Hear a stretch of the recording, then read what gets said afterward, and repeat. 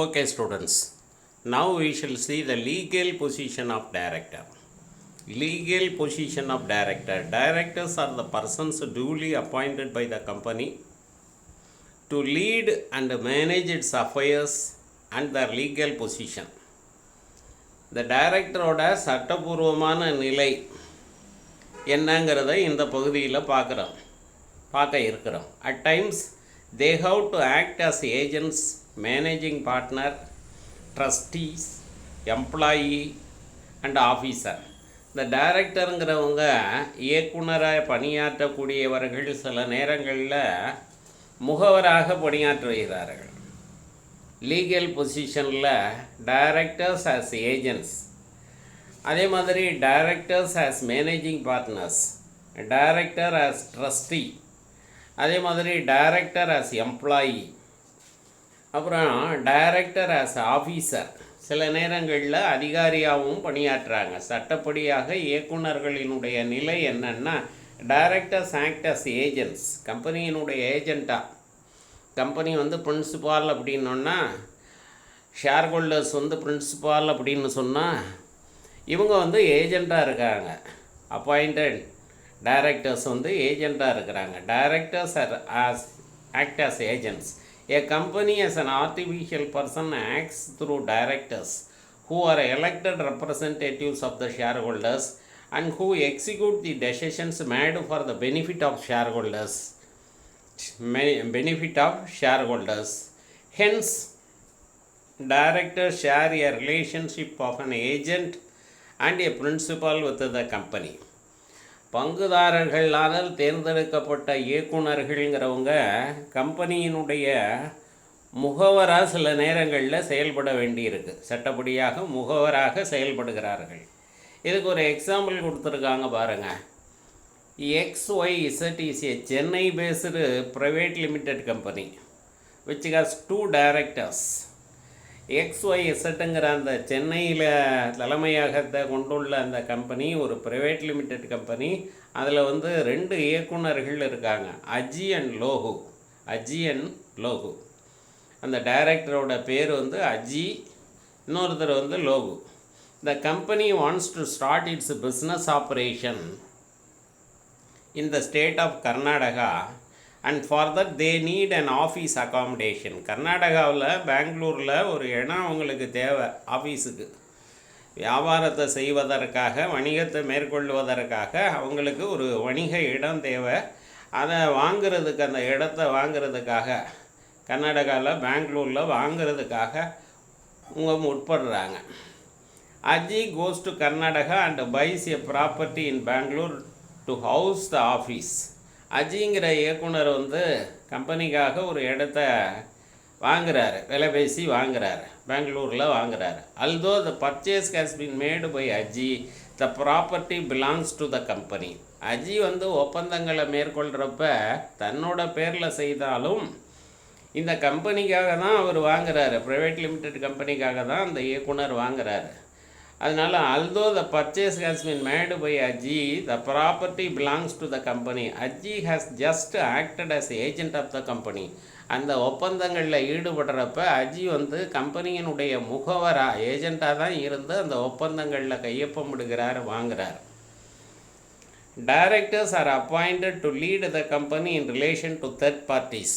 3ஆம் நபர்களோட ஒப்பந்தங்களில் ஈடுபடும் போதும் நடவடிக்கைகளை மேற்கொள்ளும் போதும் கம்பெனியினுடைய முகவராக தான் இயக்குநர்கள் செயல்படுறாங்க. They can enjoy the rights and privileges of an agent. There is no personal liability or any contracts entered by them if it is within the powers stated in the memorandum and articles of the company.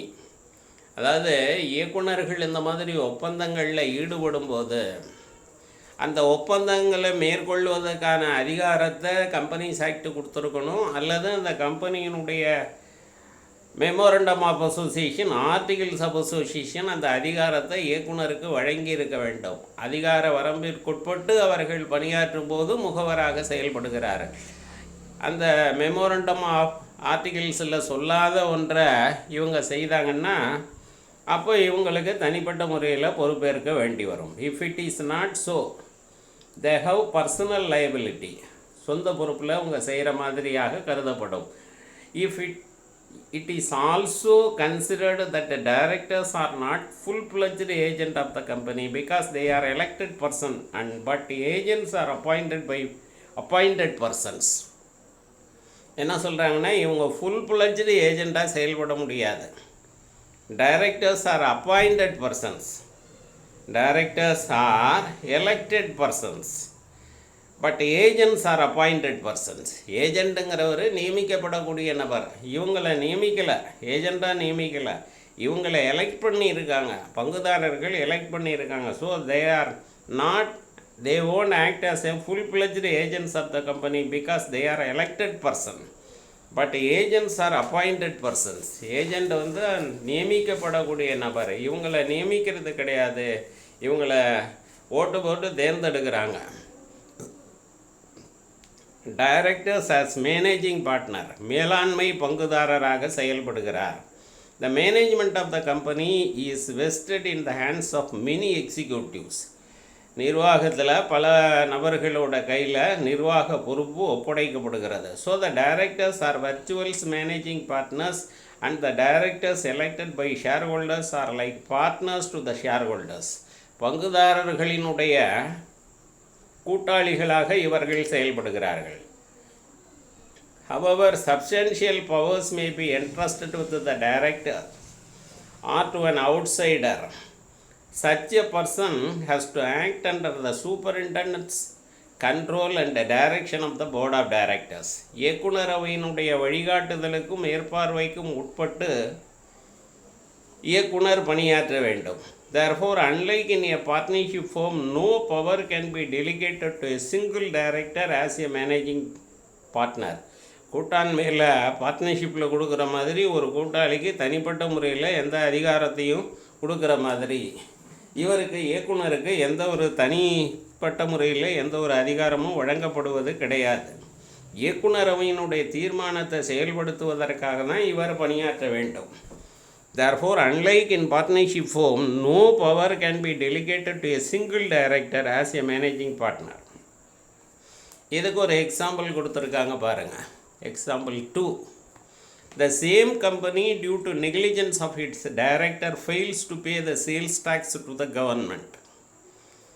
ஒரு இயக்குனர் விற்பனை வரியை அரசுக்கு செலுத்த வேண்டிய விற்பனை வரியை செலுத்த தவறிட்டார். The government files a case against the directors for the recovery of tax payable by the company. அரசாங்கம் என்ன செய்யுதுன்னா, அந்த கம்பெனி விற்பனை வரி செலுத்தாததுனால அந்த கம்பெனி மேலே வழக்கு தொடுக்குது. As the fault is that of director, they are personally liable for the payment of tax.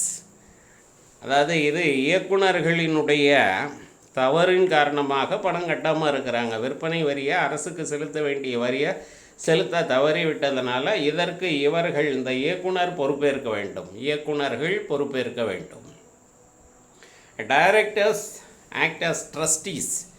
Directors act as trustees. பொறுப்பாண்மையராக இயக்குனர்கள் செயல்படுறாங்க. இயக்குனர்கள் பொறுப்பாண்மையினராக பொறுப்புடையவர்களாக சொத்துக்களினுடைய பாதுகாவலராக செயல்படுறாங்க.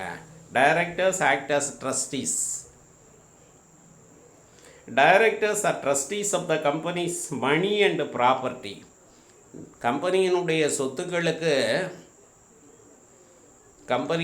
சொத்துக்களை பாதுகாக்கக்கூடிய பாதுகாவலர்களாக, கம்பெனியினுடைய சொத்துக்களை மேலும் பெருக்கக்கூடியவர்களாக, பங்குதாரர்களோட நலனை நிறுவனத்தினோட நலனை பாதுகாக்கக்கூடிய பாதுகாவலர்களாக இந்த இயக்குனர்கள் செயல்படுறாங்க. So, directors are trustees of the company's money and property and they have to safeguard them and use them for the sake of company on behalf of the company. நிறுவனத்தினுடைய சொத்துக்களை நிறுவன நலன் கருதி அதை பயன்படுத்தலாம். நிறுவனத்தினுடைய சொத்துக்களை நிறுவனத்தினுடைய நலன் கருதி, பங்குதாரர்களினுடைய நலன் கருதி பயன்படுத்தலாம். சொத்துக்களை பாதுகாக்கக்கூடிய பாதுகாவலர்களாக இவர்கள் சட்டப்படியாக பணியாற்ற வேண்டிய கடமை இவர்களுக்கு இருக்குது. Directors are trustees of the company's money and property, and they have to safeguard them and use them for the sake of company and on behalf of the company according to the law of trust. According to the law of trust, the equitable ownership of the trust property is vested with the beneficiary only. அதை நிறும பலனத்தையும் சொத்துக்களையும் நிறும நலன்களுக்காக தான் பயன்படுத்தணும் அப்படிங்கிறது சட்டத்தில் குறிப்பிடப்பட்டிருக்கிறது. Trust ஆக்ட்லேயே குறிப்பிட்டிருக்காங்க. Hence directors cannot act as a full-fledged trustee. இதுக்கு ஒரு எக்ஸாம்பிள் கொடுத்துருக்காங்க. Example 3. Eswar company has 2 directors, Deepa and Mani. 2 director இருக்காங்க ஈஸ்வர் கம்பெனியில். தீபா, இன்னொருத்தர் Mani. The director issue 1000 shares to public. 1000 ஷேரை இந்த கம்பெனி பொதுமக்களுக்கு விற்கிது. And receive ₹100 each per share from the shareholders as the share application, share allotment and share first call money.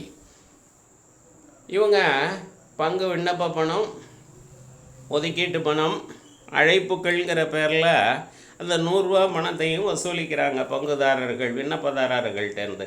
However, they themselves do not pay ₹100 for each of the shares undertaken by them.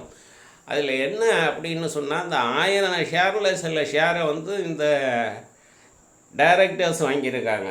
யார்? இந்த 2 directors தீபாவும் மணியும் வாங்கியிருக்காங்க. இவங்களே தான் வாங்கின ஷேருக்கு இன்னமும் பணம் கொடுக்கல.